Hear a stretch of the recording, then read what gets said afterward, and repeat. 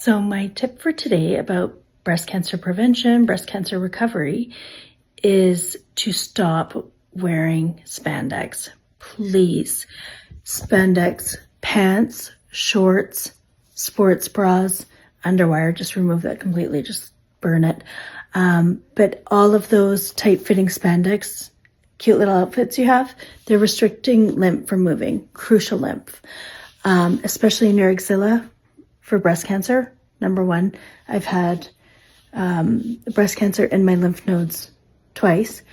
And then your groin area where you have the majority of your lymph nodes. Keep things moving, keep it clear. It is absolutely crucial for your well-being.